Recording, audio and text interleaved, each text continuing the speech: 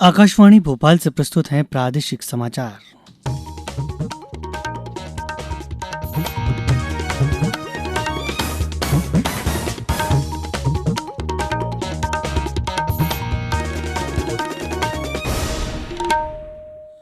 नमस्कार, समाचारों के साथ मैं रत्नेश सोनी। सबसे पहले मुख्य समाचार। कार में यात्रा करने वाले सभी यात्रियों के लिए अब सीट बेल्ट पहनना होगा अनिवार्य। प्रदेश में मूंग और उड़द की उपार्जन सीमा 25 क्विंटल से बढ़ाकर 40 क्विंटल प्रतिदिन की गई। 75 दिवसीय निःशुल्क कोविड टीकाकरण अभियान के अंतर्गत आज फिर चलाया जाएगा टीकाकरण महाअभियान। और रिस्पांसिबल टूरिज्म इंडिया अवार्ड समारोह आज। भारत सहित आधा दर्जन देश है दावेदार। अब समाचार विस्तार से।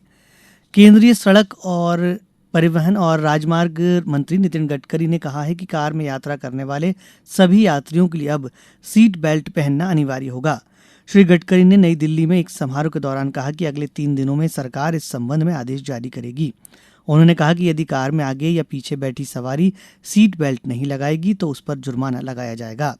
सरकार का यह फैसला टाटा सन्स के पूर्व अध्यक्ष साइरस मिस्त्री की रविवार को एक कार दुर्घटना में मृत्यु के बाद आया है। कृषि और किसान कल्याण मंत्रालय ने आज मध्य प्रदेश में किसानों के लिए गर्मी के मौसम 2021-22 के दौरान समर्थन मूल्य योजना के तहत मूंग और उड़द की खरीद के लिए 25 क्विंटल की मौजूदा सीमा में छूट देते हुए अब इसे बढ़ाकर 40 क्विंटल प्रति किसान प्रतिदिन कर दिया गया है। केंद्रीय कृषि मंत्री नरेंद्र सिंह तोमर के निर्देश पर इस छूट को मंजूरी दी गई है। इससे पहले प्रदेश के किसान कल्याण और कृषि विकास मंत्री कमल पटेल ने केंद्रीय कृषि मंत्री नरेंद्र सिंह तोमर से मुलाकात कर मध्य प्रदेश के किसानों की समस्याओं पर चर्चा की थी। चिकित्सा शिक्षा मंत्री विश्वास कैलाश सारंग ने नए चिकित्सा महाविद्यालय के निर्माण कार्यों की प्रगति के संबंध में समीक्षा बैठक में राजगढ़, नीमच, सतना और सिवनी में नवीन चिकित्सा महाविद्यालयों की स्थापना के लिए भूमि पूजन की तैयारी के लिए शीघ्र कार्यवाही प्रारंभ करने के निर्देश दिए। गौरतलब है कि सतना चिकित्सा महाविद्यालय द्वितीय चरण में पूर्णता की ओर है। छतरपुर एवं सिवनी चिकित्सा महाविद्यालय का कार्य शुरू कर दिया गया है। वहीं बुधनी एवं उज्जैन नवीन चिकित्सा महाविद्यालय को मंत्री परिषद की सैद्धांतिक सहमति जारी हो चुकी है। भारतीय जनता पार्टी के अध्यक्ष जगत प्रकाश नड्डा और केंद्रीय मंत्री तथा पार्टी के वरिष्ठ नेता अमित शाह ने कल नई दिल्ली में पार्टी मुख्यालय में प्रमुख भाजपा नेताओं और केंद्रीय मंत्रियों के साथ बैठक की।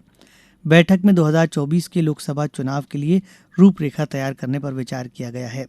भूपेंद्र यादव, स्मृति ईरानी, अनुराग ठाकुर, गिरिराज सिंह, डॉक्टर वीरेंद्र कुमार, गजेंद्र सिंह शेखावत, प्रहलाद जोशी सहित कई केंद्रीय मंत्री बैठक में उपस्थित थे।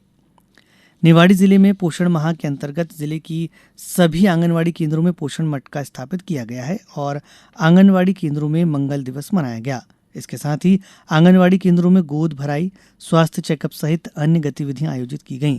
गौरतलब है कि सुपोषित मध्य प्रदेश बनाने के उद्देश्य से प्रदेश के साथ ही निवाड़ी जिले में भी सितंबर माह को पोषण माह के रूप में मनाया जा रहा है। अब समाचारों वक्त एक छोटे से विराम का।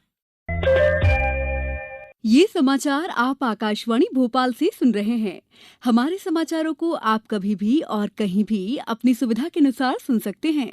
ये समाचार बुलेटिन YouTube, ट्विटर और फेसबुक पर AIR न्यूज भोपाल पेज पर सुने जा सकते हैं। इसके अलावा आप हमारी वेबसाइट newsonair.nic.in पर या AIR न्यूज ऐप पर भी ये समाचार सुन सकते हैं। समाचारों में एक बार फिर आपका स्वागत है। प्रदेश में 75 दिवसीय निःशुल्क कोविड टीकाकरण अभियान के अंतर्गत आज टीकाकरण महाअभियान चलाया जाएगा। इसी तरह के अभियान 14 सितंबर और 28 सितंबर को भी आयोजित किए जाएंगे और इंदौर में इस महाअभियान में कोवैक्सीन और कोविशील्ड के प्रथम, द्वितीय एवं प्रिकॉशन डोज लगाए जाएंगे। इस टीकाकरण अभियान में 18 वर्ष की आयु से अधिक के सभी हितग्राही पात्र होंगे। वहीं कटनी जिले के शहरी एवं ग्रामीण क्षेत्रों को मिलाकर कुल 179 टीकाकरण केंद्रों में निःशुल्क प्रिकॉशन डोज लगाई जाएगी। कलेक्टर ने सभी पात्र व्यक्तियों से नजदीकी टीकाकरण केंद्रों में पहुंचकर प्रिकॉशन डोज लगवाने की अपील की। नर्मदापुरम जिले में आज 268 केंद्रों में लगभग 38,850 डोज लगाए जाएंगे। रिस्पांसिबल टूरिज्म इंडिया अवार्ड्स आज शाम 6 बजे से राजधानी भोपाल के कुशाभाऊ ठाकरे कन्वेंशन सेंटर में दिए जाएंगे। पहली बार लंदन के बाहर ये अवार्ड समारोह होगा। कार्यक्रम में प्रदेश की पर्यटन और संस्कृति मंत्री उषा ठाकुर शामिल होंगी। मध्य प्रदेश टूरिज्म बोर्ड और association of domestic tour operators of India MP chapter के सहयोग से international centre for responsible tourism द्वारा आयोजित अंतर्राष्ट्रीय संगोष्ठी में ये अवार्ड दिए जा रहे हैं। अवार्ड्स 10 श्रेणी में दिए जाएंगे। अवार्ड के लिए भारत के अतिरिक्त पाकिस्तान, श्रीलंका, इंडोनेशिया, भूटान, मलेशिया एवं नेपाल इत्यादि देशों ने भागीदारी की है। इंदौर में अनंत चतुर्दशी पर निकलने वाले परंपरागत झांकी चल समारोह में इस बार भंडारी मिल, कल्याण मिल, मालवा मिल, हुकुमचंद मिल, स्वदेशी मिल, राजकुमार मिल और नगर निगम सहित 12 संस्थाओं की झांकियां शामिल होंगी। अपर कलेक्टर पवन जैन ने बताया कि झांकी संचालकों और अखाड़ों के सदस्यों के साथ बैठक में उनके निकलने का क्रम तय करने के साथ ही तैयारी को अंतिम रूप दे दिया गया है। अखाड़ों को शस्त्र कला प्रदर्शन के लिए निर्णायकों के सामने 3 मिनट का समय दिया जाएगा। चल समारोह की चयनित झांकियों और अखाड़ों को 26 जनवरी के समारोह में पुरस्कृत किया जाएगा। दुबई में कल रात एशिया कप क्रिकेट के महत्वपूर्ण सुपर 4 मुकाबले में श्रीलंका ने भारत को 6 विकेट से हरा दिया। श्रीलंका ने टॉस जीतकर पहले गेंदबाजी का फैसला किया। भारत ने रोहित शर्मा के 72 रन की मदद से 8 विकेट पर 173 रन बनाए। श्रीलंका ने 174 रन का लक्ष्य 19 ओवर और 5 गेंदों में हासिल कर लिया। इस जीत से श्रीलंका फाइनल में पहुंचने के निकट आ गया है, जबकि भारत का फाइनल में पहुंचना अब अन्य टीमों के मैच पर निर्भर करेगा। राष्ट्रीय अनुसूचित जाति आयोग के उपाध्यक्ष अरुण हल्दर ने बैंकों को अनुसूचित जाति के कल्याण कार्यक्रमों को लागू करने में केंद्र सरकार के निर्धारित लक्ष्यों को पूरा करने का निर्देश दिया। उन्होंने कल हैदराबाद में बैंकरों और वरिष्ठ अधिकारियों के साथ विभिन्न केंद्रीय योजनाओं के कार्यान्वयन की समीक्षा की। श्री हल्दर ने अधिकारियों से आयोग के फैसलों का सम्मान करने तथा फैसलों पर अदालतों का रुख नहीं करने के लिए भी कहा, क्योंकि इससे अनुसूचित जाति के गरीब लोगों को न्याय मिलने में देरी हो रही है। रेल मंत्रालय ने स्पष्ट किया है कि उसने सार्वजनिक निजी साझेदारी पीपीपी मोड के माध्यम से अपनी 150 जोड़ी यात्री ट्रेनों को चलाने के लिए निजी संस्थाओं से बोलियां आमंत्रित नहीं की हैं।